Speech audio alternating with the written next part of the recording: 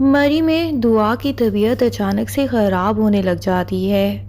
دعا کی نینی پریشان ہو کے بھاگ کے ولید اور دورِ شہوار کے کمرے میں آتی ہے۔ دورِ شہوار تو یہاں موجود نہیں ہوتی، وہ باہر چہل قدمی کرنے گئی ہوتی ہے۔ ولید نینی کو پریشان دیکھ کے پوچھتا ہے کیا ہوا، تو وہ فوراً سے بتاتی ہے کہ دعا بی بی کی طبیعت کافی خراب ہو رہی ہے، انہیں سانس لینے میں دشواری ہو رہی ہے۔ ولید بہت زیادہ پریشان ہو جاتا ہے اور دعا کو لے کے ایک قریبی ہسپتال میں پہنچ جاتا ہے۔ یہاں ڈاکٹرز اس کا معائنہ کرتے ہیں تو ولید پریشانی سے پوچھتا ہے کیا میری بیٹی ٹھیک ہے؟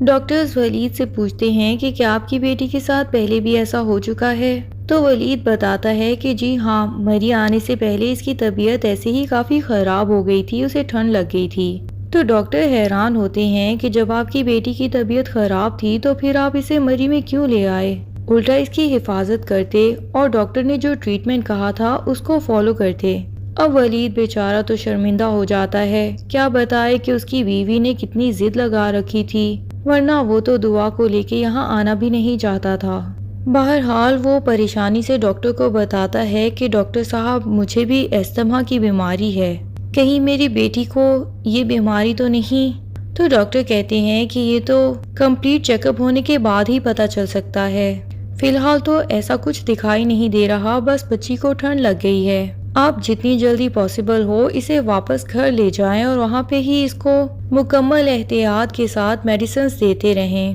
ویسے بھی اتنے لمبے سفر میں یقیناً بچی تھک کے بھی بیمار ہو سکتی ہے۔ اب ولید کو تو دورِ شہوار پہ بہت غصہ آتا ہے، وہ اسے کال کرتا ہے اور بتاتا ہے کہ میں ہاسپٹل میں ہوں، دعا کی طبیعت اچانک بگڑ گئی تھی جس کی وجہ سے مجھے اسے ہاسپٹل لے کے آنا پڑا۔ دورِ شہوار بھی پریشان ہو جاتی ہے اور پوچھتی ہے کہ کیا ہوا دعا کو کہ اسے ہاسپٹل لے جانا پڑا؟ تو ولید بتاتا ہے کہ اسے سانس لینے میں دشواری ہو رہی تھی اور ساتھ ہی کہہ دیتا ہے کہ میں نے تو تمہیں منع کیا تھا کہ دعا کو ٹھنڈ میں لے جانے کی ضرورت نہیں، لیکن دورِ شہوار بھی شرمندہ ہونے والی نسل تو ہے ہی نہیں، وہ تو الٹا ولید پہ چڑھائی شروع کر دیتی ہے کہ یہاں اتنے بچے پھر رہے ہیں، ان میں سے تو کسی کو ٹھنڈ نہیں لگ رہی، آخر ہماری دعا ہی کیوں؟ آپ مانتے نہیں پر اسے آپ کی بیماری منتقل ہو چکی ہے اور میں اس چیز کے لیے آپ کو کبھی بھی معاف نہیں کروں گی۔ ولید تو اپنا سر پکڑ کے بیٹھ جاتا ہے کہ اس عورت کو کچھ بھی سمجھانا ناممکن ہے۔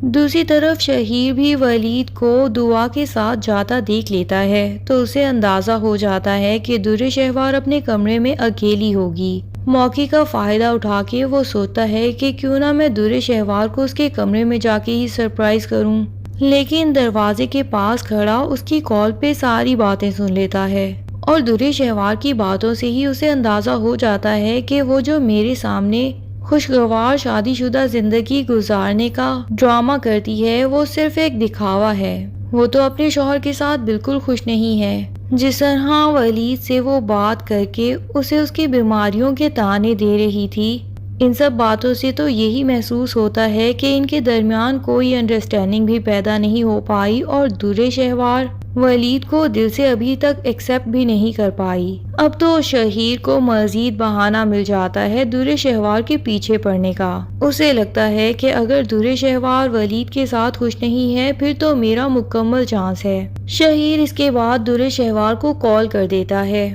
اور اسے کہتا ہے کہ چاہے تم میرے سامنے جتنا بھی میری محبت کو جھٹلاؤ، میں یہ تو جانتا ہوں کہ ولید تمہاری چوائس بالکل نہیں ہے اور تم ویسے انسان سے کبھی بھی محبت نہیں کر سکتی۔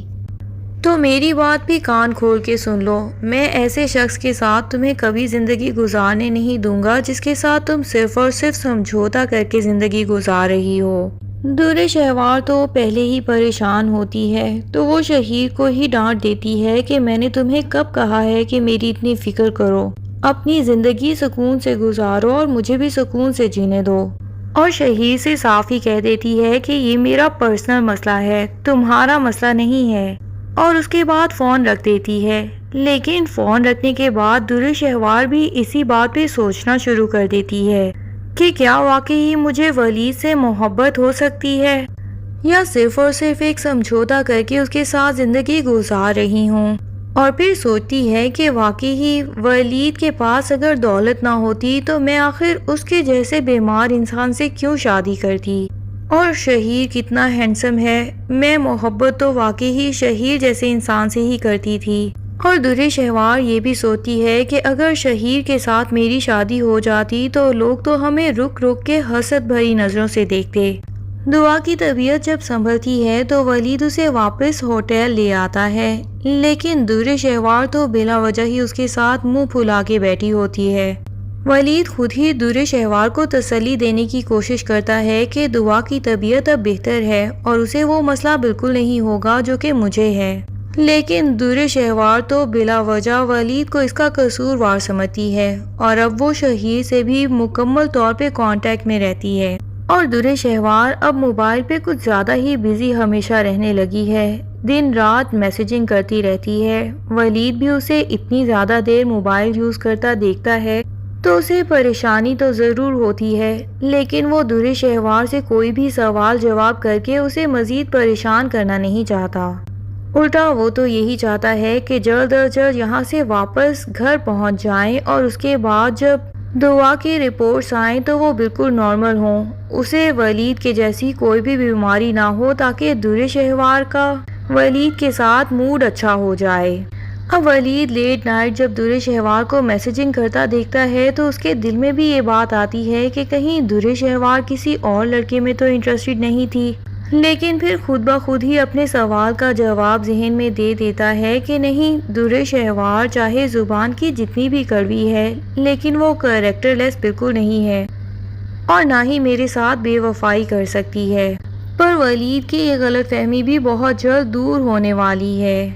کیونکہ شہیر ہر وقت درِ شہوار کے ارد گرد منڈلاتا رہتا ہے اور کوئی بھی موقع نہیں چھوڑتا اس سے بات کرنے کا۔ جہاں بھی اسے اکیلا کھڑا دیکھتا ہے فوراً سے اس کے پاس پہنچ جاتا ہے۔ اب ولید ایک دفعہ تو اپنے اس سوچ کو جھٹلا چکا ہے، لیکن ایک دفعہ پھر سے جب وہ درِ شہوار کو دور سے کسی آدمی کے ساتھ باتیں کرتے ہوئے دیکھے گا تو اس کے دل میں بھی شک تو پیدا ہوگا اور وہ درِ شہوار کے پاس جانے کی کوشش کرے گا تو درِ شہوار بھی ولید کو آتا دیکھ کے شہیر کو فوراً سے وہاں سے بھاگ جانے کا کہے گی اور بول دے گی کہ ہم باقی کی باتیں کال پہ کریں گے، ابھی یہاں سے چلے جاؤ، میرا شوہر آ رہا ہے۔ شہیر تو وہاں سے چلا جاتا ہے اور ولید جب پاس آتا ہے تو دوبارہ سے درِ شہوار سے یہ پوچھنے کی ہمت ہی نہیں کر پاتا کہ تمہارے ساتھ ابھی کون تھا جس کے ساتھ تم ہنس ہنس کے باتیں کر رہی تھی اور میرے آتے ساتھ ہی دوبارہ سے اتنا خراب سا موڈ لے کے کھڑی ہو۔ درِ شہوار بھی دل میں شکر ادا کرے گی کہ یہ ولید ہے جس کی آنکھوں میں دھول بھی جھونک سکتی ہوں، اگر اس کی بجائے آئمہ یا تیمور بھائی مجھے دیکھ لیتے تو پتہ نہیں اب تک کیا ہنگامہ برپا ہو جاتا۔ جس طرح پہلے عماد نے شہیر کے ساتھ مجھے دیکھ کے سارے گھر میں یہ خبر سنا دی تھی۔ بہرحال اب شہیر کی بلا وجہ کی بے تکلفی دیکھ کے وہ خود بھی گھبرا جاتی ہے اور یہی فیصلہ کرتی ہے کہ اب مجھے مری میں نہیں رکنا ہے، اور ولید سے یہی کہتی ہے کہ جب دعا کی طبیعت خراب ہے تو ہمیں واپس چلنا چاہیے۔ ولید بھی اس بات پہ خوشی خوشی راضی ہو جاتا ہے اور یہ لوگ تیمور اور رائمہ کو الوداع کہہ کے وہاں سے چل نکلیں گے اور یقیناً واپس آ کے کچھ ہی عرصے میں درِ شہوار بھی ولید کو چھوڑنے کا کوئی نہ کوئی بہانہ بنا لے گی، کیونکہ وہ خود بھی اپنی محبت یعنی کہ شہیر کے ساتھ شادی کر کے اپنی باقی کی زندگی گزارنا چاہتی ہے۔ بہرحال کیا ہونے والا ہے شہیر کے ساتھ اس کا انجام، یہ دیکھنے کے لیے ڈرامے کی اگلی ایپیسوڈز کا انتظار کیجیے۔ تب تک کے لیے اللہ حافظ۔ ویڈیو پسند آئے تو لائک کرنا نہ بھولیے اور چینل کو سبسکرائب ضرور کر لیں۔ Thank you.